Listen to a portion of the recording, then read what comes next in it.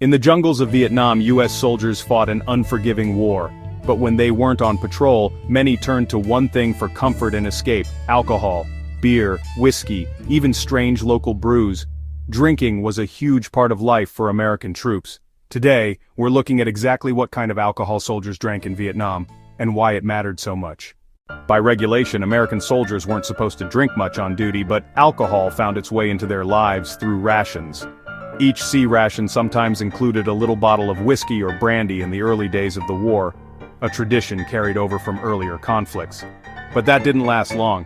By the mid-1960s, official alcohol rations were rare, and soldiers relied on something else: beer.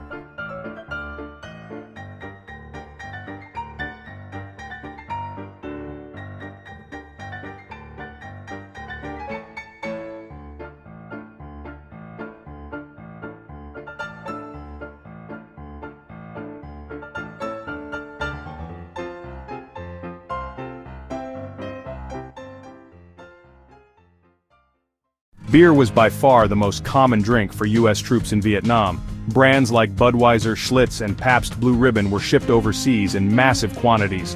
The military even had contracts with American breweries to send millions of cans each year.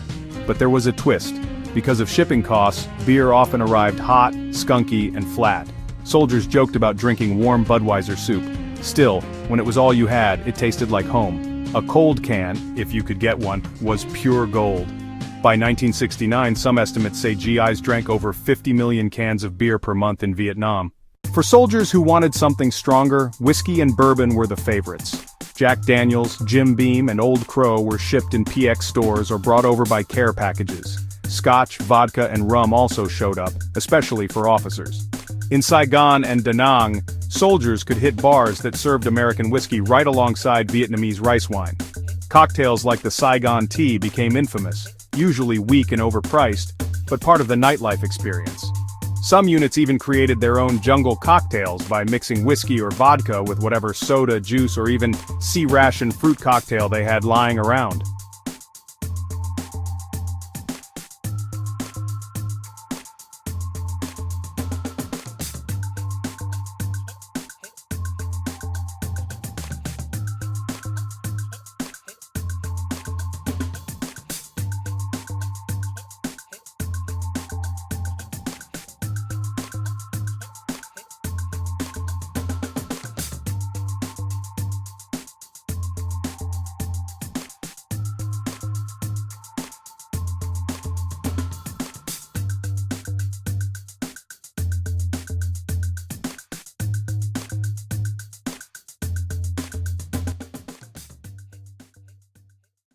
Not all alcohol was American. Many GIs tried local brews, sometimes with disastrous results.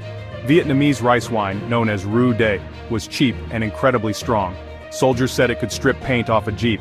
There were also improvised rice beers and homemade liquors, often sold in villages. But drinking local alcohol was risky, it wasn't always made safely, and cases of poisoning or severe illness weren't uncommon. Veterans recall that just one shot of rice wine could knock you flat. For US troops, alcohol wasn't just about the buzz, it was about escape. A cold beer or a shot of whiskey gave soldiers a brief moment of normalcy, a taste of home in the middle of a brutal war. Drinking was also social. Sharing a case of beer in the barracks or at a fire base bonded men together. It was a way to cope with fear, boredom, and grief. But it wasn't always harmless. Heavy drinking led to fights, accidents, and discipline problems. By the end of the war, alcohol abuse was one of the biggest issues facing the US military in Vietnam. Beer, whiskey, and even rice wine. Alcohol was as much a part of the Vietnam experience as the heat and the jungle.